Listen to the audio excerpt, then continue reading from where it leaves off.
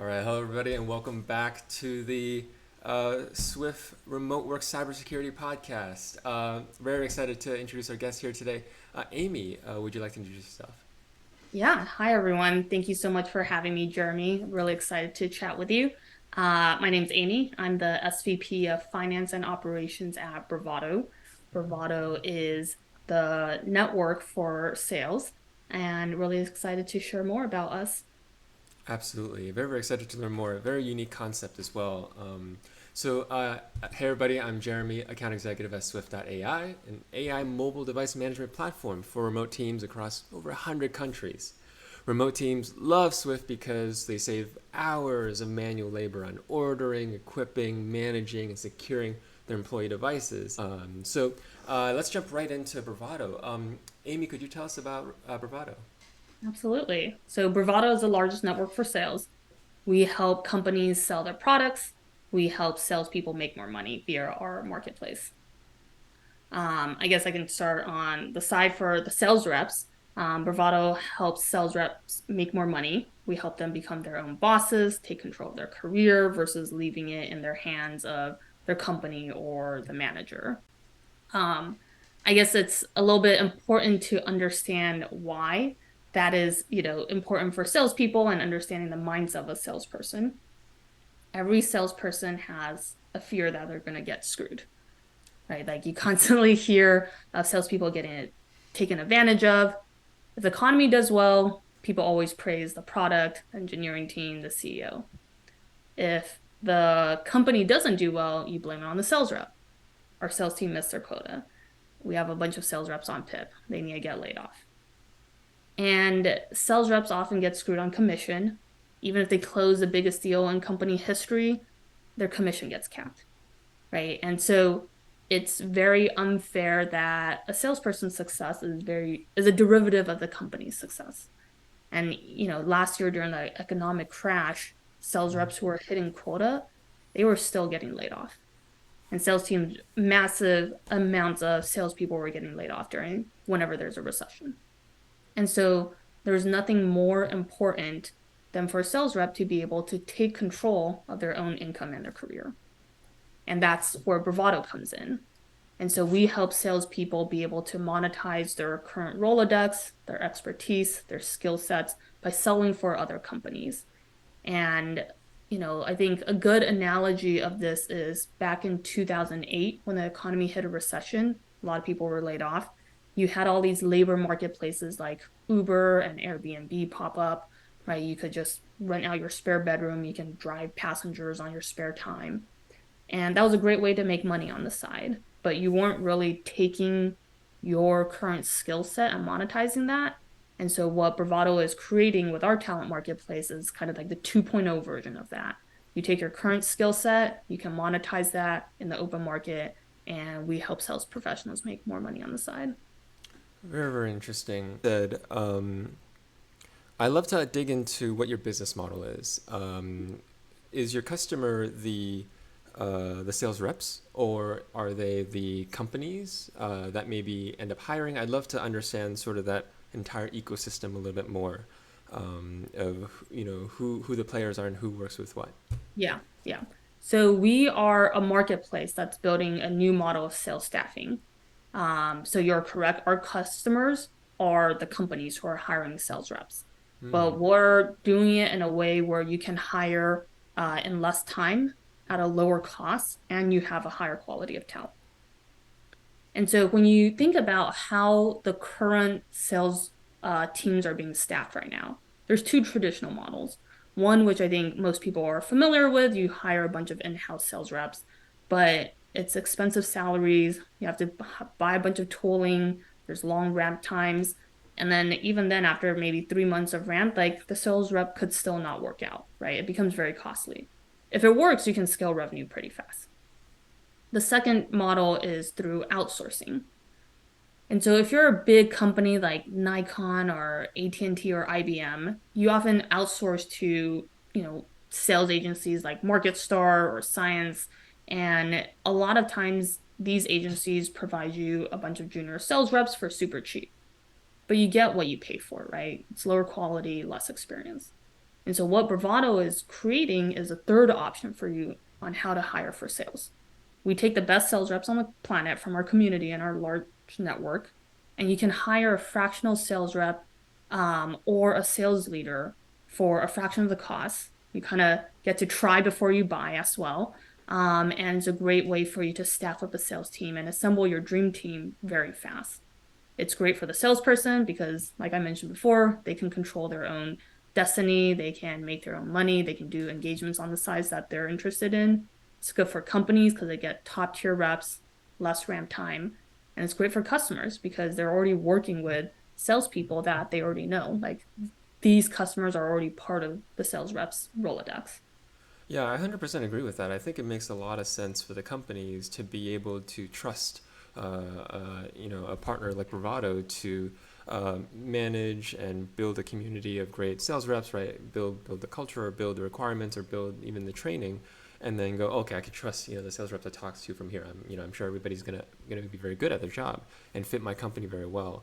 On the flip side, I'm curious. You mentioned there seems to be a lot of knowledge and education to be done to help sales reps be successful in the long term. You mentioned the various economic turns that could happen and how sales reps can prepare themselves and also build a safety net of, it sounds like sort of freelance, Uber-like part-time jobs to either build a portfolio. I'd love to learn more about that. Is this like an official curriculum training program? Is this, yeah, how is it structured? Yeah. So all the salespeople that come onto our platform are fully vetted by us. They have to, when Mm, they join Bravado, they fill out their profile. This is also how we get all their data about their customers, who they've sold to, the deals they've done. And that's how we're able to better match sales reps to companies, right? Like if I gave you the LinkedIn profile of three account executives at Salesforce, would you be able to tell me who is the best one? I just tell, or If I just gave you without, three LinkedIn URLs. it'd be very difficult. Um, And why is that? uh, no vetting, right? Talking about strategy, approach, work style, communication style, sales strategy, stuff like that. Like there's a lot of like an interview, yeah, like an interview. And mainly because LinkedIn only shows you where they've Yeah, worked yeah, and their education history. It doesn't actually tell yeah. you their expertise, who their Yep. Rolodex is, the sales cycle that they're used to, their Mm-hmm. quota Yep. attainment, things like that. Bravado has all that information. And so Oh, if you guys were to hire a salesperson, you can tell us, hey, we're looking for AEs who fit this profile, who sold to VP of finances and HR and operations. Their average sales cycle is this much, their quota is this much. We look for all these things, right? We have a lot of more leading indicators of sales performance. Also, the number one rep at Salesforce may not be the number one rep at your company, yeah. right? Like everything is so different. And so we take that into account. And that's how we're able to better match salespeople to companies and find the right rep for each company. Very, very cool. I love to hear because you work with two parties, right? Both the companies and the sales reps, and then there's you. It's I love actually to a hear. Oh, three-sided go ahead. market. Yeah. It's actually a three-sided marketplace. And so let me give you an example. Yeah. So DoorDash, let's say you're the VP of sales at DoorDash, and you need to get a lot more sales reps in to sign on more restaurants onto your platform. You can either hire a bunch of in-house sales reps, take 3 months to train them, and then know that a certain percentage may not work out, and then you have to go Yep. back to constantly hiring, right? Or let's say you come to Bravado. You tell Bravado, you tell us, hey, we want to look for reps who sold to Square, Uber Eats, Toast, Wow. Yelp, Groupon. And we can show you a short list of reps who've done that. And all of these reps have experience selling to restaurants. They understand the industry, they have a big Rolodex, they can come in and just close a bunch of deals pretty fast. Very little ramp time and training. The restaurant owners who get these calls, they already know the reps. DoorDash is very happy because then they can go into a new market faster. They don't need to train as much. And it's a very low risk model for them because it's mainly pay per performance. And then it's better for the rep because they actually get to monetize their existing relationships, right? It's a lot more effective than cold calling, cold emailing. And it's also like, when they work for just their company, they can't really sell to a customer twice. And so Bravado is creating a new three-sided marketplace that changes how sales staffing works and where everyone's a winner. We can hire Interesting. you sales reps for you at a faster time, lower costs, better, higher quality of talent. Very, very cool. I'd love to hear, given these multiple players, and I'd love to hear a success story that goes end to end, right? Where does the story start? Where does Bravado jump in and get involved? Where does Bravado then make the connection? Mhm. What is that process like? At initial success, what was the impact, right? And then long term, what did the long term success look like? Yeah, I'd love to hear that whole end to end Yeah. story. Yeah. So there's different types of companies that come on to Bravado. I'll share two stories with you. Mm-hmm. The first one, this company is a public company. They've gone through a lot of reorganizations and restructuring, and they have an in-house sales team, but they need to increase their revenue targets, but they don't have much headcount. Like with every tech company right now, right? You don't have headcount, but you need to increase your revenue targets. So they have asked Bravado to staff up a sales pod for them, and it's a fraction of a cost for them. We were able to staff up within a week a pod of 15 sales reps. These are all AEs who have sold to similar competitors or in the same industry. We also have one fractional sales leader who is in around the same industry as well. They've managed many sales teams before, and this sales leader is the one that manages this pod of 12. And this company is super excited because one, they had no idea we could staff up this fast. Two, they were blown away by the caliber of our sales leader and our sales reps. At one point, they're like, wait, this is our sales leader that's helping us? They're like, how did you even get this person, right? And that's because our community and our network, you have the best salespeople there are, right? Like, we're not like your traditional outsourced staffing agencies. And so this engagement actually only started 2 months ago. It's a 6 month engagement. And so we're still in the early stages, but we've already seen a lot of, early indications of success. The customer's super happy by the speed and timing that we're able to staff up and also the quality. And we're starting to have reps start to hit their target goals. And so, we still have 4 months to go, but it looks really promising. Wow, that's so cool. And um, you mentioned there's this power of community, right? As community builders, we sort of understand that network effect and how it attracts more talent like the community that you have and it builds trust. We understand all that, but could you explain to folks why, that question, oh, how are you able to find this person, right? Could you help break it down for people who might not understand community building? Yeah. Yeah. So community is very powerful. I think in this day and age when everything is getting automated and there's a ton of AI, like we forget how powerful human interaction is, whether online or in person. And Bravado has built a community of 375,000 salespeople. The reason why people come to Bravado is because we are trusted deeply by the sales community. We build products for salespeople by salespeople. And we've built our community on the backs of top professionals and sales leaders in the world. I think a fourth of our community are sales leaders who are director levels and above. And they're from your top companies. Like name any top company that you want, we have sales reps from there. And there's two parts why people come. One is salespeople can learn from other top reps who've been there, done that before, right? Like people see Bravado as the authority on sales. And the second part is everything we create for the salesperson is completely free. Mm. We want salespeople to be successful. We want to champion salespeople. because too often, like salespeople are always, like I mentioned before, right? Like they're the first to be screwed if something bad happens, or they're kind of forgotten or pushed to the side when people are like, "Oh, our company did really well. It's because the product did well." Like people don't praise the salesperson, right? And so they think of Bravado as like we're in their corner, like we have their backs. Um, and we want to help salespeople be the best they can be. We want them to make as much money as they can be. So we give away our content, our knowledge base, our resources, our the forums completely open. It's completely free for everybody.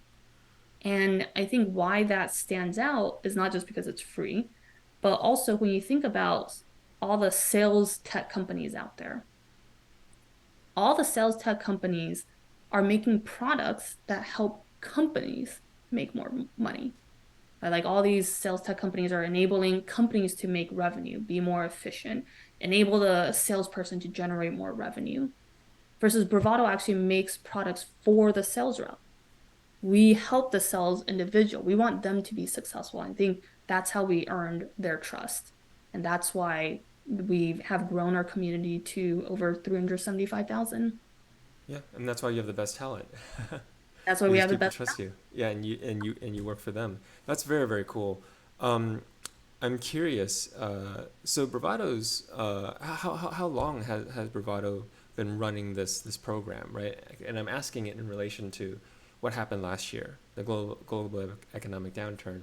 Curious, right? How how Bravado played a part during that very difficult time. Yeah. So Bravado is very young. We've only been around for 6 years. I joined Bravado 5 years ago, and our talent marketplace has only been around for 2 years. This new like fractional work has only been actually has not even been publicly launched. Oh wow. We've been in beta for the last, call it, 6 months. And mm, part of that did stem from mm. uh, the recession last year, right? Like when we first launched our talent marketplace, it was all for full-time opportunities.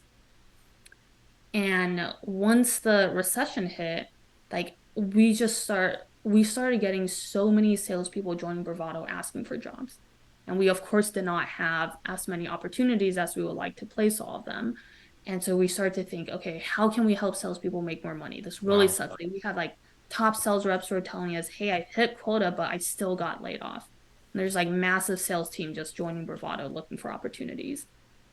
At the same time, we're still getting some inkling of, sales leaders telling us, oh my God, I have no headcount. They've scaled back on resources, but my revenue target's maintained. Like, how am I supposed to hit that? And that's when we started to be like, okay, well, we have a ton of sales reps. We know all their skill set, their expertise, or Rolodex. And then we have a bunch of customers who need to hit revenue targets. How Mm-hmm. can we pair them together? And that was how Flex was born, which is our fractional marketplace. Ah. Wow. Very interesting. I also um, I found it very interesting and inspiring that Bravado took a business model where when pardon my expression, shit hit the fan last year, that you know while the companies were trying to save expenses and doing layoffs and trying to save money and all that, Bravado took care of the people, the actual people, and that's and maybe folks listening might think, oh, uh, like it takes guts to pursue a business model like that, right? Because I think in the long run it pays off. You mentioned you're building a community, you're building trust with these very very skilled and talented people. They're going to continue growing as the career goes on. So yeah, I just thought it was a very I don't know. I just very much admire that strategy. Yeah, Thank you. Thank you. I yeah, mean, absolutely. I'm not gonna lie, we also got hit by Yeah. the recession as well, right? There was not a lot of sales hiring full time happening as well. And so this was another way for us to make money on the side. Like, how do you Mm, take the mm. same components of the marketplace, your sales rep, your customers, and how do you make money from that? And that did require us to brainstorm, okay, how do we keep true to our vision and mission to help salespeople, but how do we also get our revenue back? And so, we have started to see full-time hiring come back as well. Also, we have customers who, after working with a sales rep for a few months, they're like, hey, our revenue has stabilized. We like working with this person. This person loves working with us. We want to hire them full time. And Mm. so, like I mentioned, it is a low risk way to hire because you kind of get the try before you buy by working with a sales rep first. And for the sales reps, it's an engine to get them that full time job while gaining experience with the part time or the contracting, right? And making some money, right? So Yeah. it's a win-win-win. Yeah. They can look for full time, or for some people, they don't. They want to, many sales leaders who have been like sales managers, directors, VP of sales, they kind of see their only path as continuing to be another VP of sales or CRO. But many of them actually want to start their own consulting business or advising on the Mm. side. And this is a great way for them to still work at their current company, but start to build their own Rolodex of their own customers. Very cool. Well, since we're on the topic of people, I'd love to learn about the people of Bravado.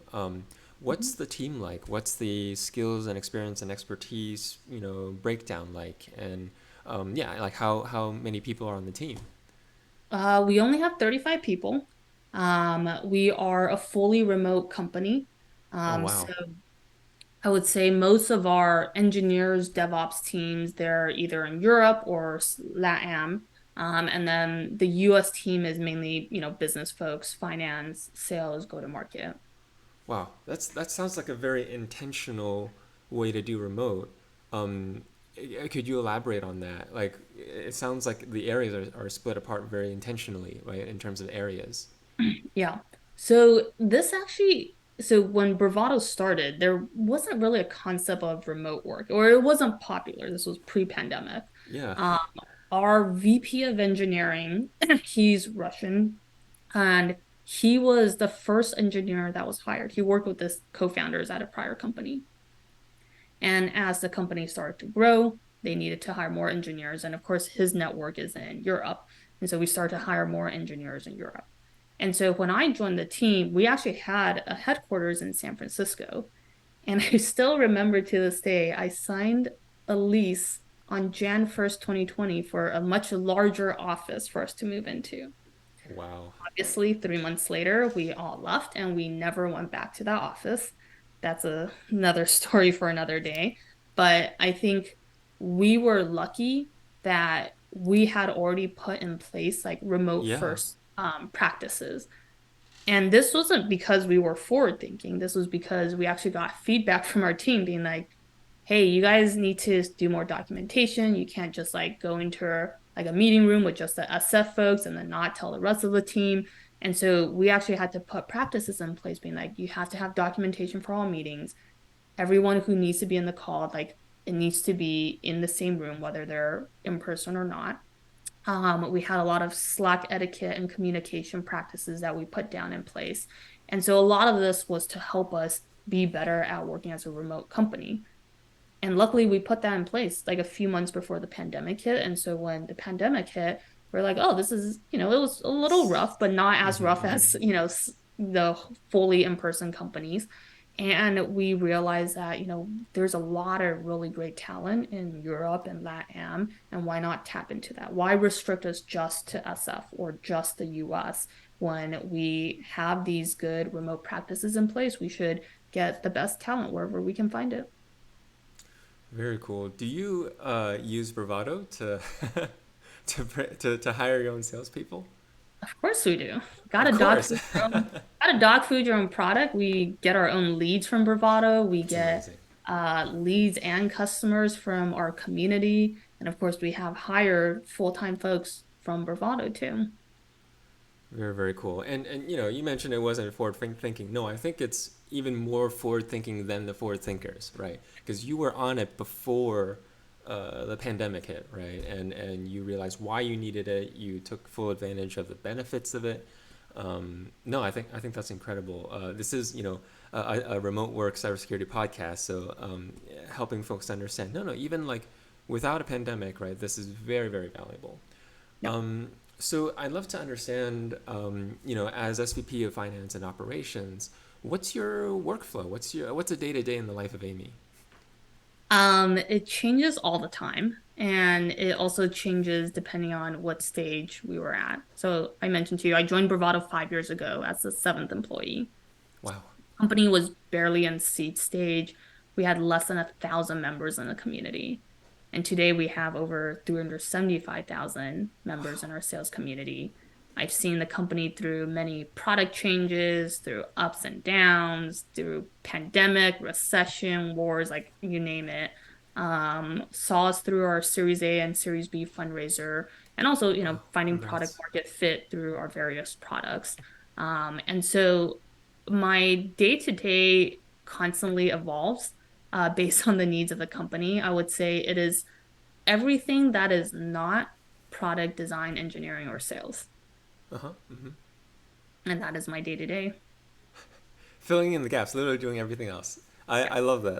I love that. That's the mentality that I've had ever since I did like program managing at Microsoft all the way to like founding my own company, and even like I think like that in terms of like what does the team need, and let's just fill in the gaps. No. So Kind of are the generalist yeah. before the company is like, okay, we definitely need this role, and then they find a specialist to replace you. And so it the funny thing is like I'm always looking to hire my replacement, Hmm. right? Like Work yourself out of a I can job. only take it so far, and once we know we need this, is like hire someone that's better than me to do it. I can start at the beginning, but I'm a great generalist, and we just need specialists to help scale when needed. I mean, that's why they need you to identify that problem and then drive to solve it, bring the right people in the room. Um, okay, so this is insane and amazing to me. So your team is 35 people and you're past Series B, right? You have your product market fit. So how? Only 35 people. Like, is that was that like purposeful? Was that a principle in terms of how you're managing your company, your culture, right? Or is it just you don't? Uh, I would imagine you'd need a lot of people to do what you do. Yeah, I mean, I am the finance person, so it is managing a certain burn Mm. and, Mm-hmm. efficiency in the company. I think we are a small, scrappy team. We did have to do layoffs at the end of last year, like many tech companies, Yeah, but I think that is, that we had a lot of runway, but it was more just like where the product was and where we need to align our resources to for the company. I see. I see. Um, I okay. Okay. Cool. Cool. Cool. I was gonna push you into what does hiring look like for you guys in the future? I'm also curious because you seem to have such a great sense of the market. And you're in a great position where you could see where the market is headed. You can Mhm. see that other companies are hiring. I don't know Mhm. if you use that as a signal for your own company. I know that Yeah. you're the finance person, so you're the gatekeeper, right? Mobile device management software. So how do you manage devices remotely? It can't be manual, right? No. We were on Fleetsmith. They got acquired by Apple, and then now we use Jamf Pro. Mm. So we do have a remote like device management for our laptops and devices. Got it, got it. Now, I want to switch gears a little bit.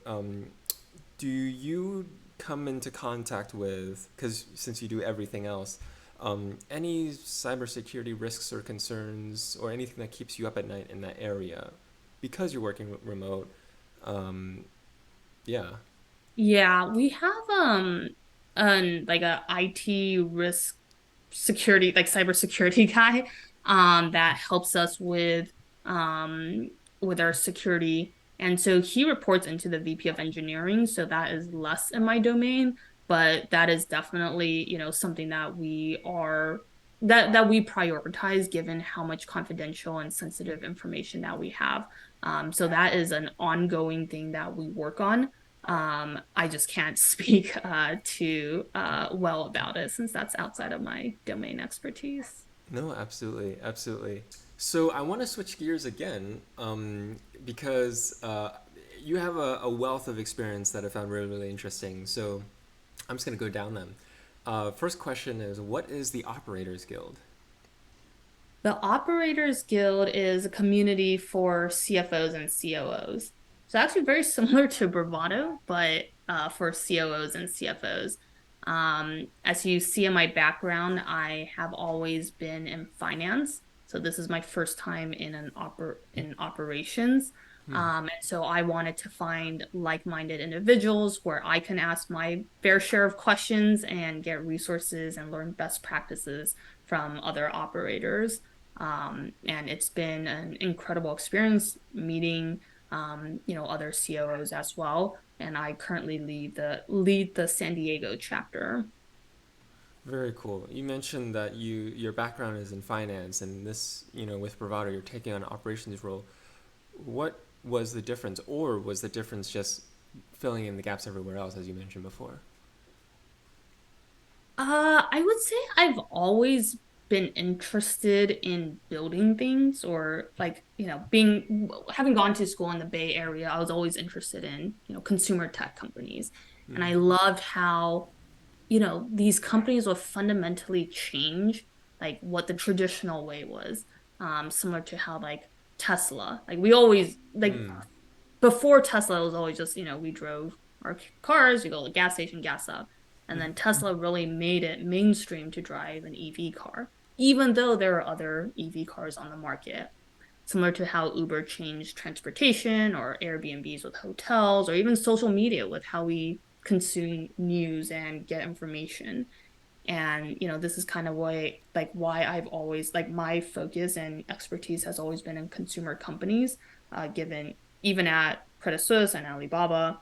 Yep. um, but I never knew how I could be part of the building part because I wasn't technical. I didn't have an engineering degree. I wasn't a data scientist. So I always thought, you go from the finance route, I'll make my way to court finance and then make my way into a company was kind of how I thought about it as a college student. I realize now there's a lot more opportunities for business people to just go straight into operations or building, and there's a lot more resources available. But I think I've always wanted to build and always wanted to be part of operations and be part of like the day to day versus just from a finance or investing perspective.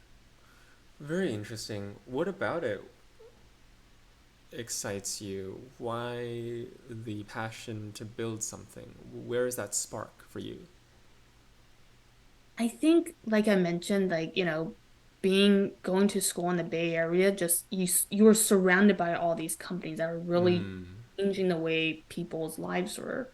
Um, and to be able to create something from absolutely nothing Yeah. is something very magical to me.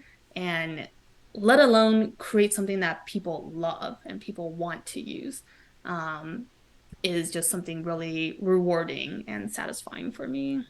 Have you ever felt that firsthand? Maybe not with, it doesn't have to be hardware, it doesn't have to be software, right? But have you ever felt that in any other context that might have driven you, oh, that's for sure what I want? Like, Yeah, I mean, I co-founded my own nonprofit called Woman in Network.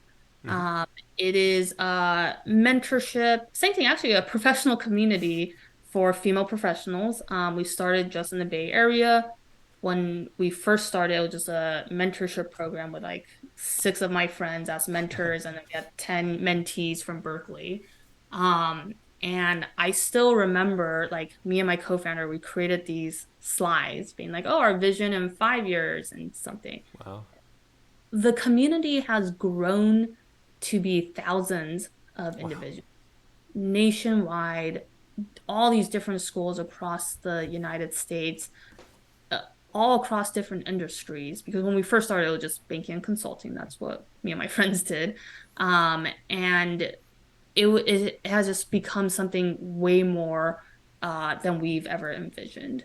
And I think being a part of that, being able to create something, and because it is a nonprofit, it is a way for us to give back and mentor female, aspiring female professionals. It was something that's just like so impactful and means a lot that I wanted to do more of that.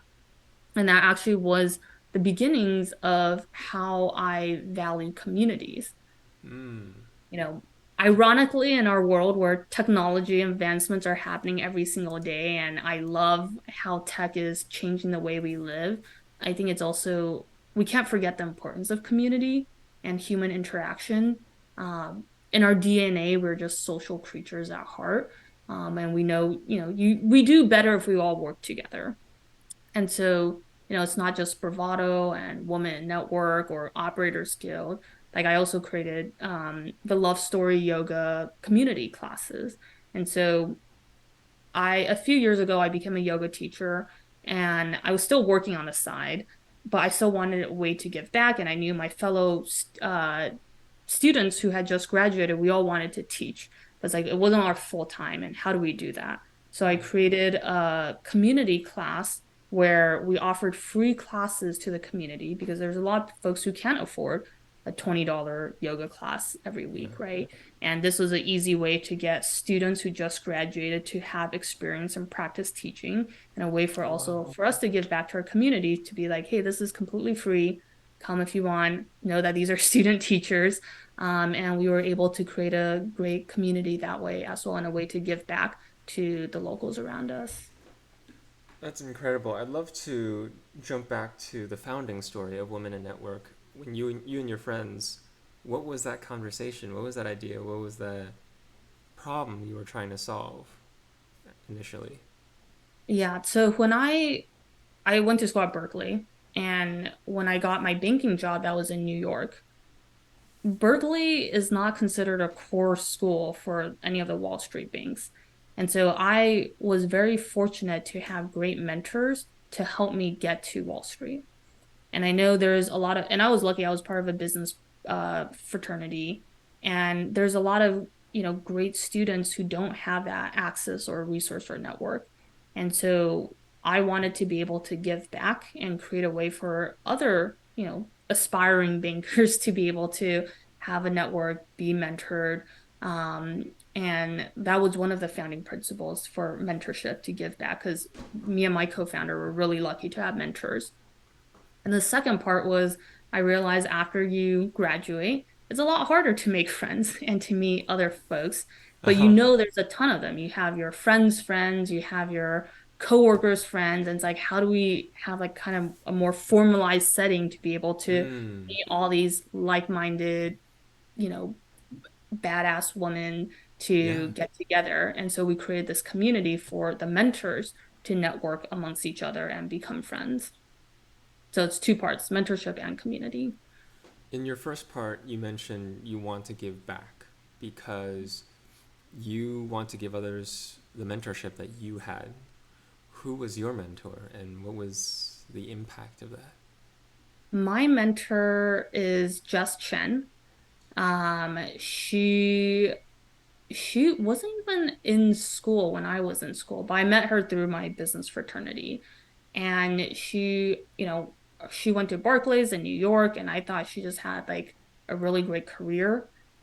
Super smart, but she still always came back to help us as undergrads. Like she didn't have to, Wow. but she's also one of the kindest, nicest people you'll ever meet. And so I was just like, oh, it's not, I want to be like her, like super successful, but also, a great person. And she has always been my role model since I was young. And so I always credit her that, she was a person that got me there, got me to New York, was my mentor, and then kind of inspired me to pay it forward.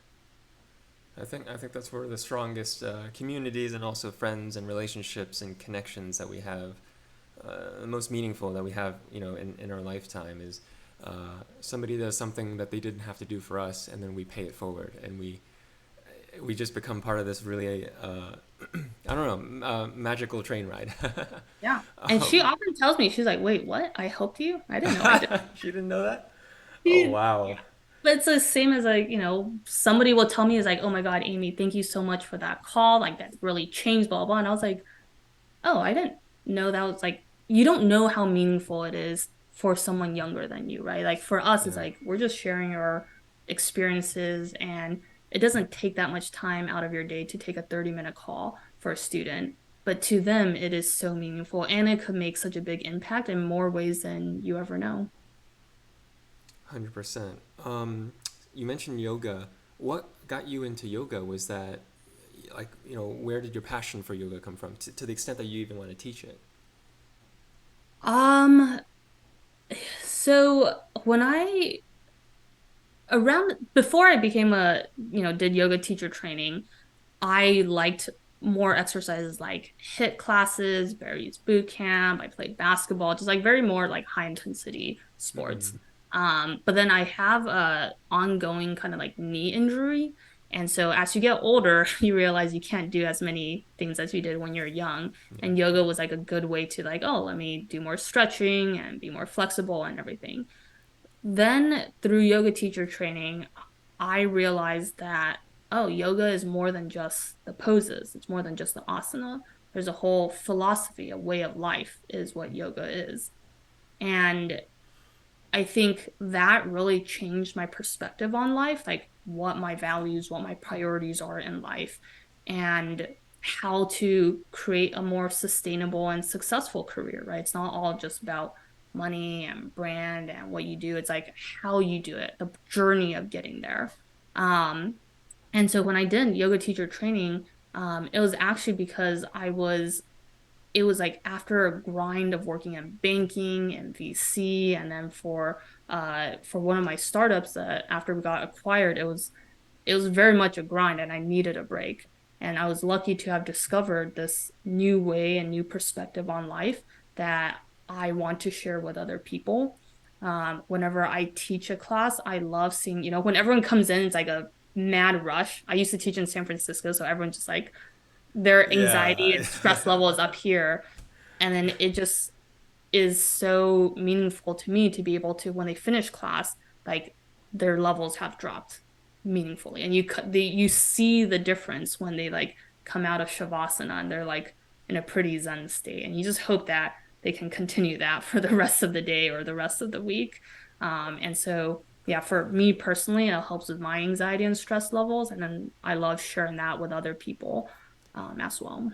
It sounds very therapeutic when you explain it like that. It's almost like training the body's muscle memory to learn how to regain control of one's body and emotions and, tension and stress. And you said something very, very important.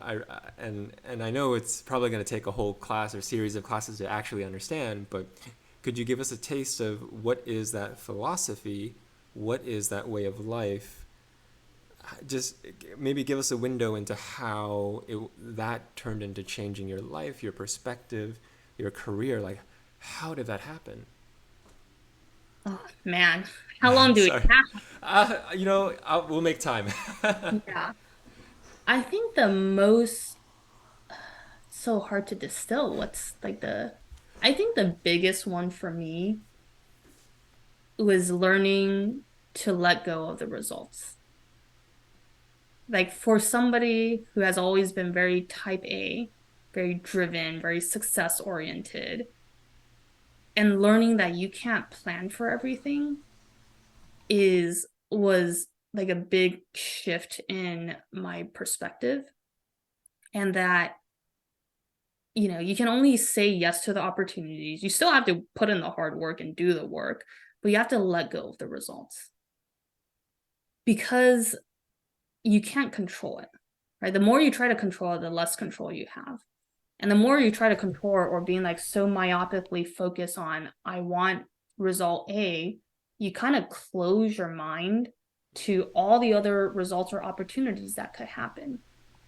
And a lot of times that, it's the result is important, but people forget that the journey itself is just as important. The learnings that you get, the people that you meet, the experiences that you get is just as important as the result. And how this has shown come up. in many different parts of my career before yoga teacher training and afterwards is, you can kind of only connect the dots when you look back. But at the moment when things happen, like, oh, you didn't get this job offer for this company you really wanted, and you're so pissed, you're so sad. But you didn't know that a better one was waiting for you and coming. And that was me with Alibaba. I wanted to go to a more traditional VC. I had no idea I would be on the founding team of Alibaba's US investment team, but that came 6 months later.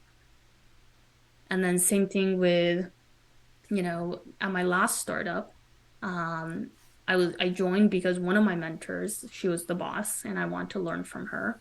She left in 3 months. She had a better opportunity after, and she promised that she wasn't looking. But I was devastated. I was like, why did I join this company? I don't even like fintech or like mortgage lending. But then I got the opportunity to be head of finance at 25 years old. We got acquired by SoFi after Wow. a year. And so a lot of times, like what you think you have planned for your life and it doesn't work out, it's actually okay because something better will come. It always does. You just don't know when, but it will happen. And I think as I have been getting older, just learning to let go of the results, but only work on the things that I can control. Is that what yoga teaches? It's one of the things it teaches. Very wow. Thank you for sharing your wisdom with us. I have to sneak this question in because I just found it really interesting. What's the story with you were an immunology and neurology laboratory researcher at UMC? Um, in high school, I worked at the USC Med School, the Keck Laboratory of Research, and I worked in the Department of Neurology and Immunology.